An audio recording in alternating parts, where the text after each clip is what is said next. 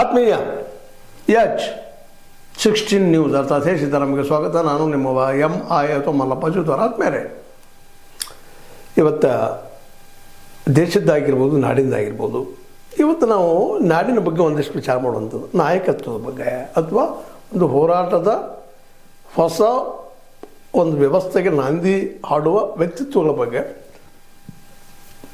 ಒಂದಿಷ್ಟು ಚರ್ಚೆ ಮಾಡಬೇಕು ಅನ್ನಿಸ್ತಾ ಇದೆ. ಅದರಲ್ಲೂ ಮುಖ್ಯವಾಗಿ ನಾಡಿನ ಸಲುವಾಗಿ. ಯಾಕಂದರೆ ಈಗ ನಾವು ನಾಡಿನಲ್ಲೇ ಎಲ್ಲ ರೀತಿಯ ನಾಯಕತ್ವವನ್ನು ನೋಡಿದ್ದೀವಿ.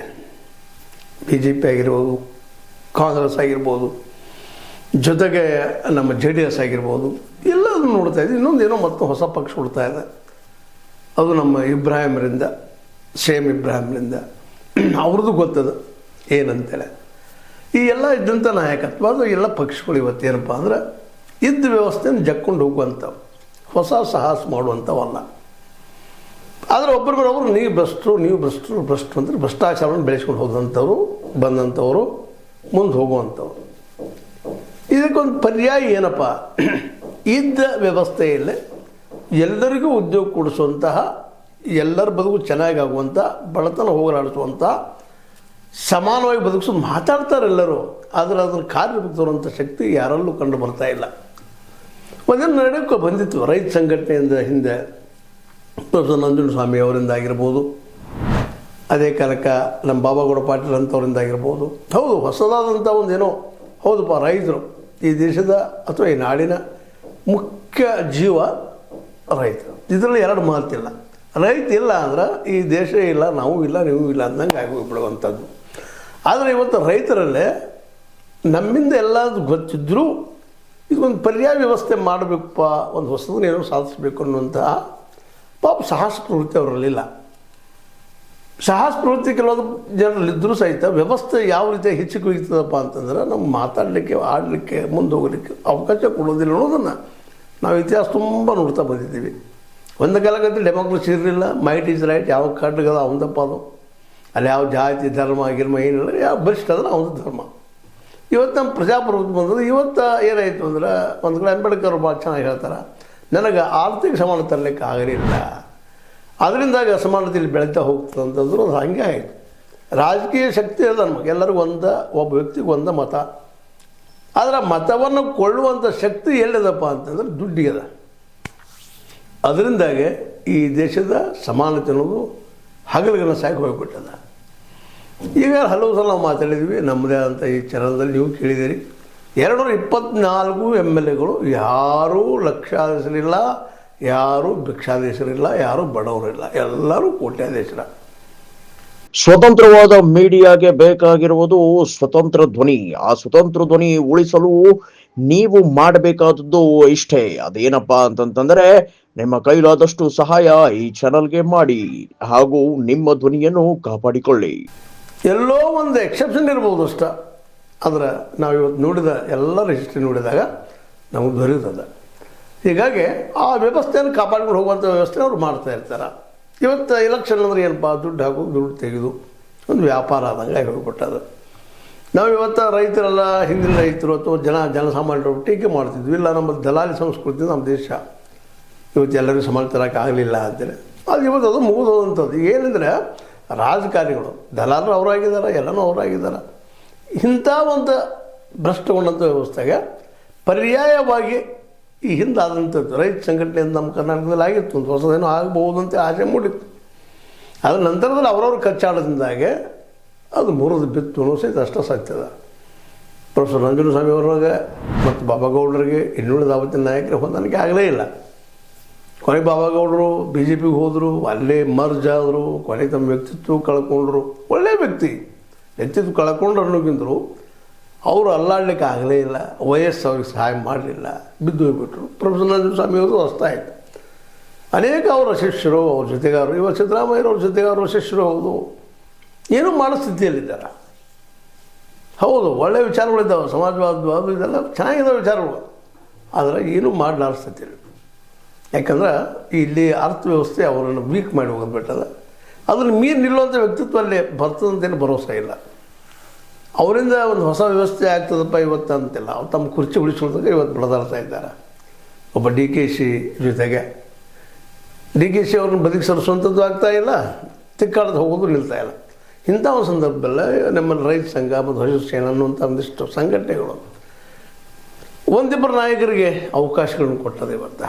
ಅದರಲ್ಲೂ ಮುಖ್ಯವಾಗಿ ಶಶಿಕಾಂತ್ ಗುರೂಜಿ ಯಾವಾಗ ಈ ನಮ್ಮ ಗುರ್ಲಾಪುರದ ಮೂಮೆಂಟ್ ಆಯಿತು, ಅದ್ರ ಜೊತೆಗೆ ಇವರಿಬ್ಬರು ಹೊರಗೆ ಬಂದಿದ್ದಾರೆ ಇವತ್ತು ರೈತ ನಾಯಕರು ಅಂತೇಳಿ, ಹಸಿರು ಸೇನೆ ಅಂತಲ್ರಿ, ಅಥವಾ ಜನಸಮೂಹವನ್ನು. ಅದರಲ್ಲೂ ಮುಖ್ಯವಾಗಿ ಇಂಚಿಗೇರಿ ಸಂಪ್ರದಾಯ ನೆಲೆಗಟ್ಟಲ್ಲಿ ಬಂದಂಥ ಶಶಿಕಾಂತ್ ಪಡಸಲ್ಗಿ ಗುರೂಜಿಯವರ ಒಂದು ಇವತ್ತು ಅವ್ರ ತಿಳುವಳಿಕೆ, ಜನರ ಜೊತೆ ಬೆರೆಯುವಂಥದ್ದು, ಜನರ ಸಮಸ್ಯೆ ತಿಳ್ಕೊಳ್ಳುವಂಥದ್ದು, ಇವತ್ತು ರಾಜಕೀಯ ಜನರ ಬಗ್ಗೆ ಇದ್ದಂಥ ಅವ್ರ ಭ್ರಷ್ಟತೆ ಬಗ್ಗೆ ಇದ್ದಂಥ ಅಸಮಾಧಾನ, ಸ್ಫೋಟ ಇವೆಲ್ಲ ಗಮನಿಸಿದಾಗ ಇಂಥವರು ಯಾಕಪ್ಪ ಈ ಮೂರೇನಾಗ ಬೇಕಾಗಿದೆ, ನಮಗೆ ಆರ್ಥಿಕ ಸಮಾನತೆ ಬೇಕಾಗಿದೆ.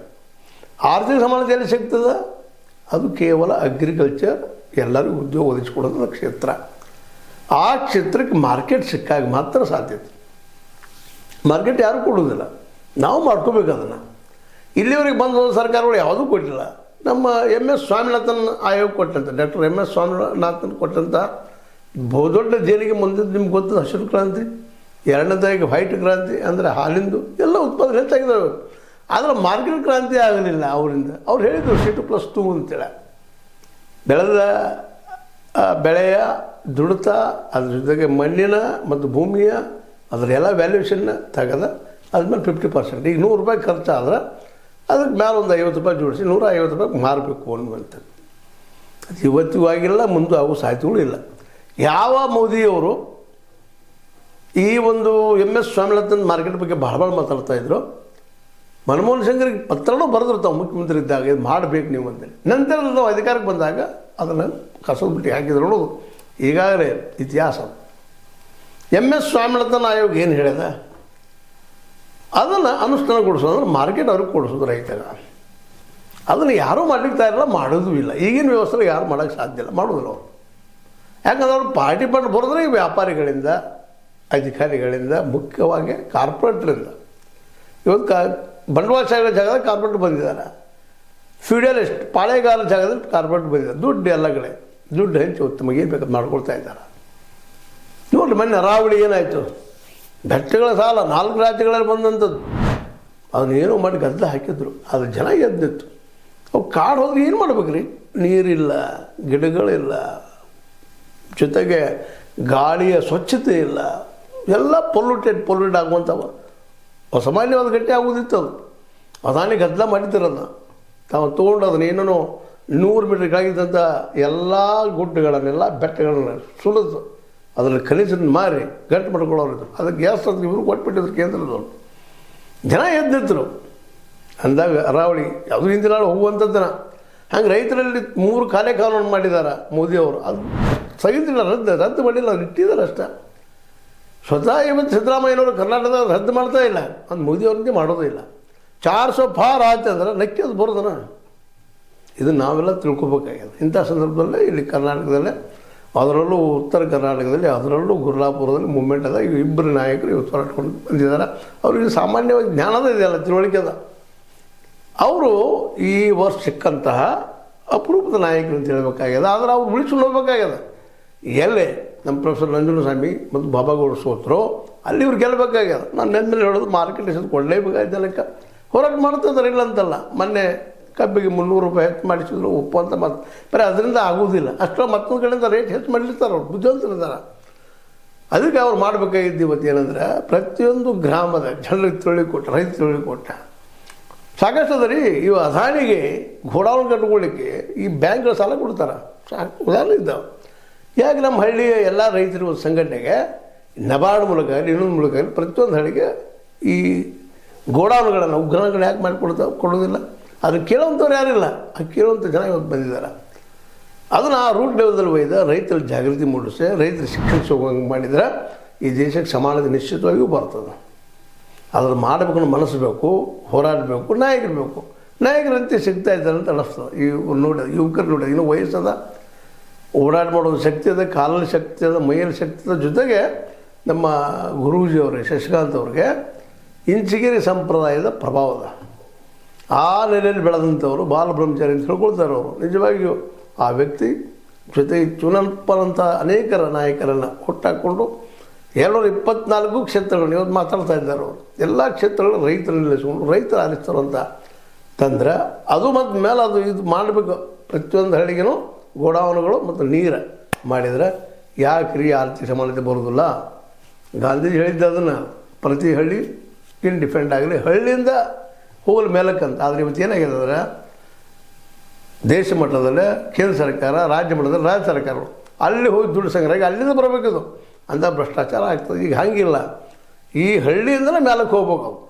ಅಲ್ಲಿ ಮಾರ್ಕೆಟ್ ಆಗ್ತದಂದ್ರೆ ತಮ್ಮ ಮಾರ್ಕೆಟ್ ತಾವು ಬೆಲೆ ಕಟ್ತಾರೆ, ತಮ್ಮ ಬೆಳೆಗೆ ತಾವು ಬೆಲೆ ಕಟ್ಟಿದ್ರು ವ್ಯಾಪಾರಿ ಬಾಪ್ ತೊಗೊಂಡು ಹೋಗ್ತಾರೆ. ಅವ್ರಿಗೂ ರೋಡ್ಗಳಾಗಿದ್ದಾವೆ ಇವತ್ತರ ಸಾಕಷ್ಟು.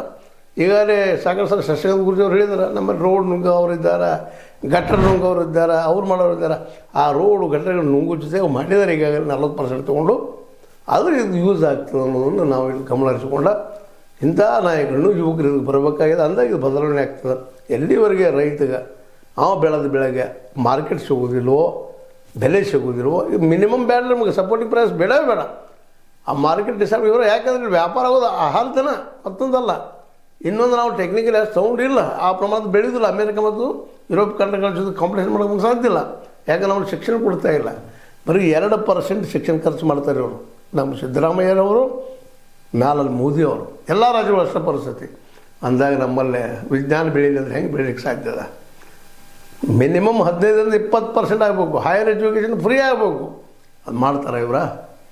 ಮತ್ತು ಮಾರ್ಕೆಟ್ ಇವ್ರು ಸಿಗಬೇಕು, ರೈತಗೆ ಸಿಗ್ತದನ ಇದು ಇವತ್ತು ಸ್ಥಿತಿಯೊಳಗೆ. ಅದಕ್ಕೆ ಆದೇಶದಲ್ಲಿ ಇವರಿಬ್ಬರು ನಾಯಕರು ಕಾಣ್ತಾ ಇದ್ದಾರೆ, ಇನ್ನೂ ಬರ್ತಾ ಇದ್ದಾರೆ. ರೈತರು ಎದ್ದು ನಿಲ್ಲುವಂಗೆ ಆಗಬೇಕು. ರೈತರ ಶಿಕ್ಷಣ ಪೂರ್ಣ ಪ್ರಮಾಣ ಸಿಕ್ಕರೆ ಯಾಕೆ ಆಗೋದಿಲ್ಲ? ಅದೊಂದು ಭರವಸೆ ಇವತ್ತಲ್ಲ. 2025 ಭರವಸೆ ಏನಪ್ಪ ಅಂದ್ರೆ ರೈತ ಸಂಘಟನೆ ಪುನರುಜ್ಜೀವಿತ ಆಗ್ತಾಯಿದೆ. ಜೊತೆಗೆ ಇನ್ನುಳಿದ ಹಿಂದುಳಿದ ಮತ್ತು ದಲಿತ ಮತ್ತು ಆದಿವಾಸಿ ಮೈನಾರಿಟಿ ಇವರೆಲ್ಲ ಕುಡ್ಕೊಂಡು ಹೊಸ ವ್ಯವಸ್ಥೆ ನಿರ್ಮಿಸ್ಲಿಕ್ಕೆ ಸಾಧ್ಯ ಅದ. ಆದರೆ ಒಗ್ಗಟ್ಟಿಂದ ಹೋಗ್ಬೇಕಾಗ್ಯದ.